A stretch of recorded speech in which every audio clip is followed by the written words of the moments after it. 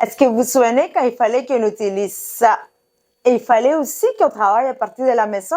Aujourd'hui, je vais vous raconter l'histoire de Maria et comment son télétravail s'est terminé du jour au lendemain.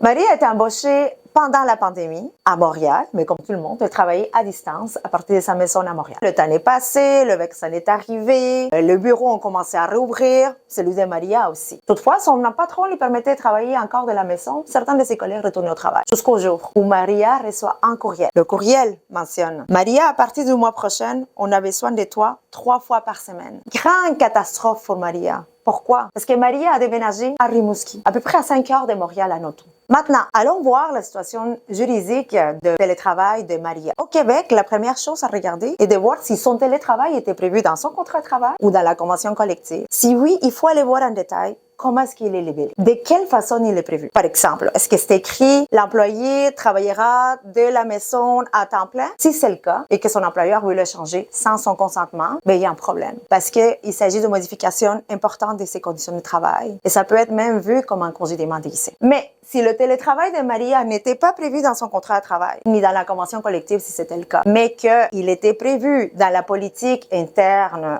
de l'entreprise qui mentionnait que le télétravail était permis, qu'il pouvait changer selon les besoins de l'entreprise, à ce moment-là, oui, il est légitime pour l'employeur d'échanger le télétravail de Maria sans son consentement. Le cas de Maria, ce n'est qu'un exemple. Il y en a plusieurs avec plusieurs subtilités. Mais si on veut aller examiner un cas précis, il faut vraiment aller voir comment le télétravail a été instauré, comment est-ce qu'il est encadré dans son entreprise et aussi voir comment est-ce qu'il était, si c'est le cas, libellé dans son contrat de travail. Si vous êtes un travailleur, je vous conseille fortement d'aller voir votre employeur pour vous informer comment le télétravail fonctionne. Allez voir aussi votre contrat, voir qu'est-ce qui est prévu au niveau du télétravail. Surtout dans un contexte où le télétravail est un aspect fondamental pour vous. Dans tous les cas, il vaut mieux aller voir un conseiller juridique pour s'informer, pour avoir la bonne réponse. Si c'est le cas, vous pouvez nous contacter.